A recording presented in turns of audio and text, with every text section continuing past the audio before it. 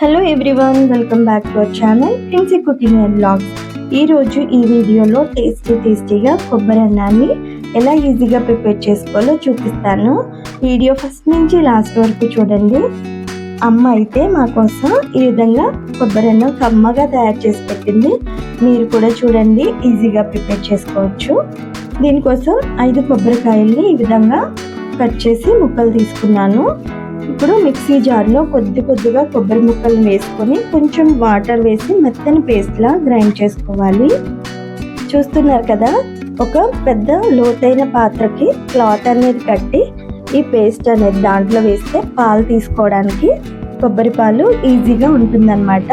So ఆ విధంగా వేసాను. ఇప్పుడు మిగిలిన పోర్షన్ కూడా మిక్సీ జార్లో వేసి కొద్దిగా వాటర్ అనేది వేసుకుంటూ మెత్తని పేస్ట్లా ప్రిపేర్ చేసుకోవాలి. కొబ్బరి అనేది చాలా ఆరోగ్యానికి మంచిది కదండి. సో అప్పుడప్పుడు ఇలా ప్రిపేర్ చేసి పిల్లలు పెద్దలు ఎవరైనా తినచ్చు. చాలా టేస్టీగా ఉంటుంది. ముఖ్యంగా నాటుకోడి అవి చేసుకున్నప్పుడు ఇలా ప్రిపేర్ చేసుకుని తింటే చాలా బాగుంటుంది. చూస్తున్నారు కదా, చక్కగా పాలన్నీ ఈ విధంగా మంచిగా స్క్వీజ్ చేసుకొని తీసుకోవాలి. పాలు ఎంత చిక్కగా ఉంటే కొబ్బరి అన్నం అనేది అంత టేస్టీగా ఉంటుంది. చూస్తున్నారు కదా, ఈ విధంగా గట్టిగా పిండి తీసుకోవాలన్నమాట.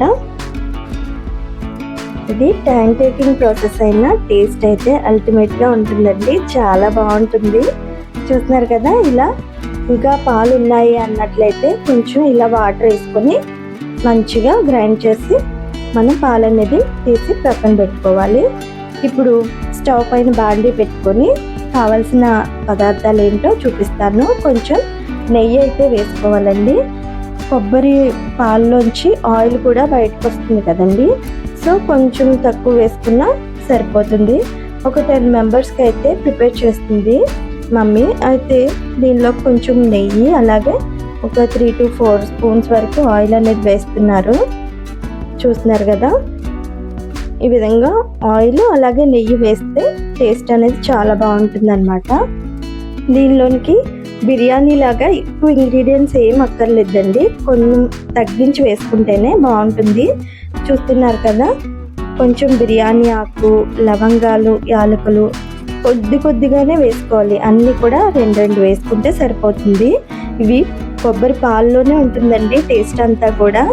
ఇలా ఈ విధంగా వేసుకోవాలి. చూస్తున్నారు కదా, ఒక 2 మరాఠీ మొక్కలు, అనాస పువ్వు ఒకటి, అలా కొంచెంగానే వేసుకోవాలి.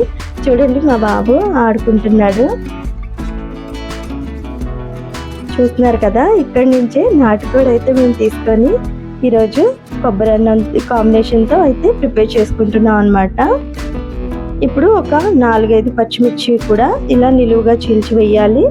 ఒక హాఫ్ ఉల్లిపాయని ఈ విధంగా కట్ చేసి వేసుకోవాలి. మరి ఎక్కువ ఏం అక్కర్లేదండి. చాలా తక్కువ ఇంగ్రీడియంట్సే సరిపోతాయి అన్నమాట. చూస్తున్నారు కదా, ఒక్క అనాస పువ్వు కూడా వేశారు. దీన్ని కూడా వేశారు. ఈ విధంగా మంచిగా ఫ్రై అయిన తర్వాత చూస్తున్నారు కదా, ఇది బాగా ఫ్రోజన్ అయిపోయింది మసాలా. ఇది అన్నీ గరం మసాలా, ధనియాలు అన్నీ కలిపి మిక్సీ చేసిన మిక్స్చర్ అన్నమాట. అల్లం వెల్లుల్లి పేస్ట్ మొత్తం అంతా కలిపి మిక్స్ చేశారు. దాన్ని కూడా వేసి వేయించుకున్న తర్వాత ఈ చిక్కని పాలని చూస్తున్నారు కదా, ఈ పాత్రను అయితే కొలతగా తీసుకున్నారు. 1 వంతు రైస్ తీసుకుంటే 2 వంతులు ఈ పాలు అనేది వేసుకోవాలి. ఆ విధంగా 1.5 వంతు వరకు తీసుకున్నారు రైస్. సో 3 పోర్షన్స్లో ఈ పాలు అనేది తీసుకున్నారు. చూస్తున్నారు కదా, ఈ విధంగా వేసుకొని బాగా మరిగించాలండి. అంత బాగా మరిగితే టేస్ట్ అనేది అంత బాగుంటుంది, త్వరగా కుక్ అవుతుంది అనమాట. ఇప్పుడు 1 స్పూన్ వరకు పసుపు అయితే వేశారు. అలాగే సరిపడినంత సాల్ట్ కూడా వేయాలి. ఇది ప్రాసెస్ అనేది చాలా ఈజీ అండి. కాకపోతే కొబ్బరి పాలు తీసుకోవడమే కష్టం అనమాట. కుక్ చేసుకోవడం అయితే ఈజీగానే అయిపోతుంది. ఇప్పుడు ఫ్రెష్గా ఈ కరివేపాకు అనేది వేస్తున్నారు. కరివేపాకే టేస్ట్ అండి. కొబ్బరి అన్నానికి ఎంత ఎక్కువ వేసుకుంటే అంత టేస్ట్ అనేది బాగుంటుంది.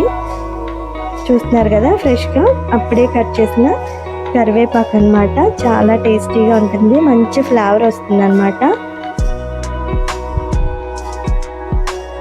అంతేనండి, ఇవన్నీ వేసుకొని చక్కగా మరిగించుకోవాలి. ఇప్పుడైతే ఆల్రెడీ రైస్ అయితే కడిగి ఈ విధంగా వాటర్ అంతా వెనక్కి వంచేసుకున్నారు. సో ఈ విధంగా బాగా చూసుకోవాలి, మరిగేటట్టు ఉంచుకొని దీనిలో వేసుకోవాలండి రైస్ అనేది.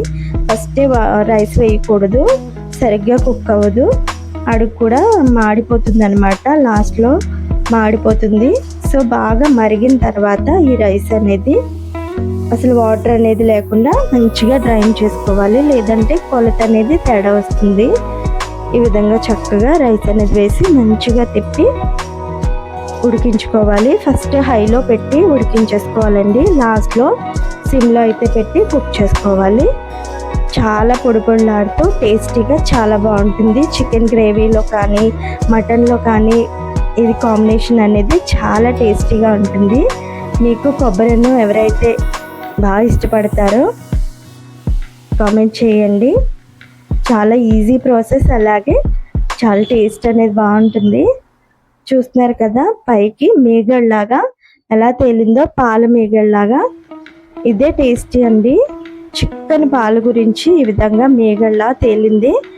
ఇదంతా కరిగి ఆయిల్ లాగా పైకి వస్తుంది అన్నమాట, చాలా బాగుంటుంది. అంతేనండి, పాలు తీసుకుంటే ఈ ప్రిపరేషన్ అనేది చాలా ఈజీ అయిపోతుంది. చూస్తున్నారు కదా, మీకు బిర్యానీ ఇష్టమా, కొబ్బరి అన్నం ఇష్టమా, కామెంట్ చేసి చెప్పండి. అలాగే మీరు ఎలా ప్రిపేర్ చేసుకుంటారో నాతో షేర్ చేసుకోండి. అలాగే మీ ఫ్రెండ్స్ అండ్ ఫ్యామిలీ మెంబర్స్కి ఎవరైనా తెలియని వాళ్ళు ఉంటే వాళ్ళకి షేర్ చేయడం అస్సలు మర్చిపోవద్దు. మా ఛానల్ని కనుక మీరు ఫస్ట్ టైం చూసినట్లయితే ప్లీజ్ లైక్ చేసి సబ్స్క్రైబ్ చేయడం అస్సలు మర్చిపోవద్దు. చూస్తున్నారు కదా, వెంటనే సర్వ్ చేయకూడదండి, కొంచెం సేపు ఇలా వదిలేస్తే చాలా టేస్టీగా పొడి పొడిలాడుతూ ఉంటుంది. Thank you for watching. నమస్తే.